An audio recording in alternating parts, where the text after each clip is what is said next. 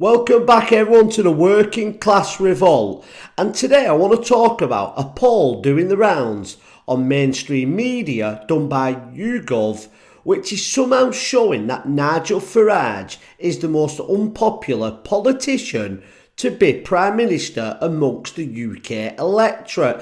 And I want to talk about why this, number one, is absolute nonsense, and number two, what the agenda is. And one of the examples I'm going to use is going to surprise you because it's not going to come from one of the news channels that you might expect. But like I said before on this channel, when all the media agree on something, you usually know that there's an agenda at play. So first of all, let's talk about the poll in question. So it's a YouGov poll that pits each party leader against each other and asks the whole electorate, regardless of who you vote for. So a lot of people who don't vote either of you are kind of being asked, who do you like the least? So the first question is, who would you rather be Prime Minister, Keir Starmer or Nigel Farage? So with people voting here, you would have Lib Dems, SNP, you would have Conservative voters, so on and so on. So the poll says that 44% of the whole country would rather see Keir Starmer as Prime Minister against the very coincidental number, remember this number, 29% for Nigel Farage, because 29% just so happens to be the most average number that Reform UK are getting in the national polls, meaning that not one person, not one single voter from any other political party would rather have Nigel Farage as Prime Minister than Keir Starmer. So imagine that. All the millions and millions of Conservatives from the thousands which was polled, none of them would rather see Nigel Farage. Let's be honest, a man who was born Conservative, he's always been a Conservative, he holds more Conservative values. They would rather see Keir Starmer as Prime Minister. So let's move on. Ed Davey versus Nigel Farage. 27% of the electorate would rather see Nigel Farage as Prime Minister against 41% for Ed Davey. So Nigel Farage is actually now getting less percent of people wanting him to be Prime Minister than Reform are actually polling. So let's be honest, a political party like the Liberal Democrats that struggle to get over 10% of the vote, most people... Hello everybody, and thank you so much for supporting the Working Class Revolt. We've got some new merch that we're selling on our website. We're doing comedy political mugs. We've got one here, which is the iconic moment after Donald Trump got shot, with his hand in the air saying, fight, fight, fight. We've got ones like this saying, I'm voting Reform UK. And we've got ones like this saying, Nigel Farage, 4 PM. And we've got many, many more on our website. So please check them out. They're all $9.99 and they'll all be with you within a few working days. The website is www.workingclassrevolt.co.uk and the link for the website is in the description of every video. It's a good way for you to support this channel but also get something back at the same time. And once again, thank you so much for supporting my channel. I seem to think Ed Davey is an idiot.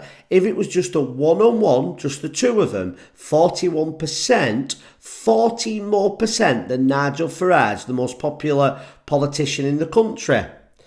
And then we get Kemi Begenog versus Nigel Farage.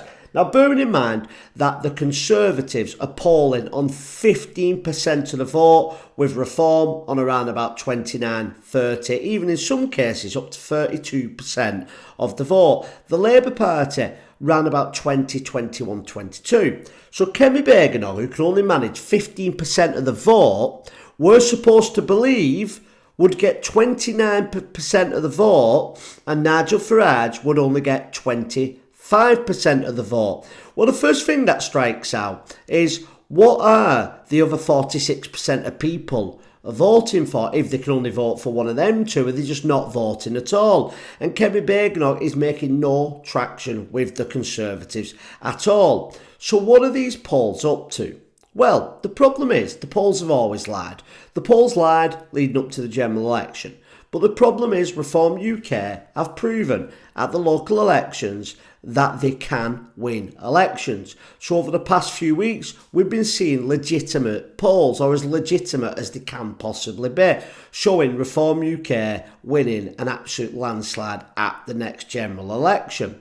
So what the polls are trying to do now is set a narrative for the mainstream media that Reform UK is more popular than Nigel Farage, and trying to show the Reform Party that you actually don't need Nigel Farage. And the obvious reason for doing this is because they know, let's be very honest with ourselves, that without Nigel Farage at the helm, Reform UK would lose massive amounts of support. And I say that as somebody who voted Reform UK, but I've got to be honest, at the time it was mainly because Nigel Farage came back. I always look at a party by its leader. If it's a leader that you don't like, I won't vote for that party. But that is what the pollsters are trying to do.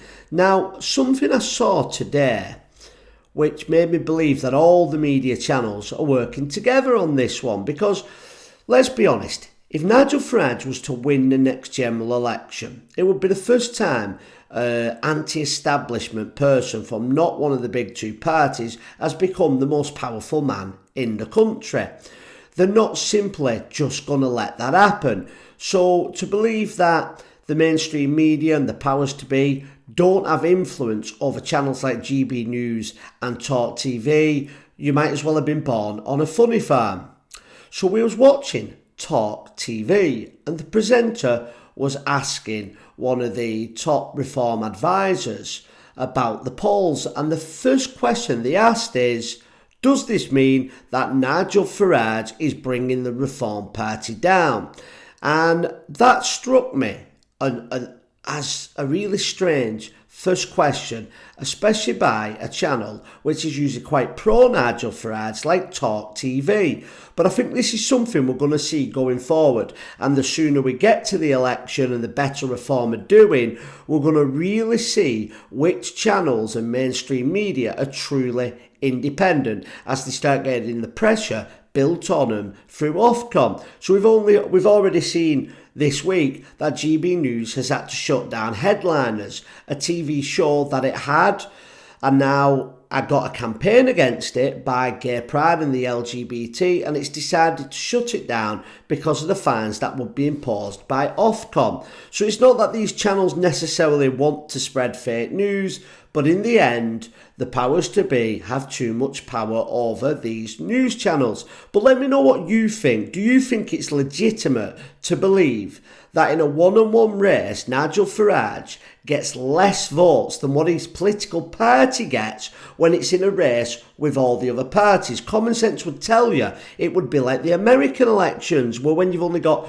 two candidates, they both near enough get around 45 to 50% each. But in this case, we're meant to believe that Nigel Farage polls are only on 25% when in a one-on-one race with unpopular figures like Keir Starmer, Kemi Badenoch, and let's be honest, people who we don't take serious like the leader of the Liberal Democrats, Ed Davey. But thank you all for watching. Please like, share and subscribe, and I'll see you on the next video.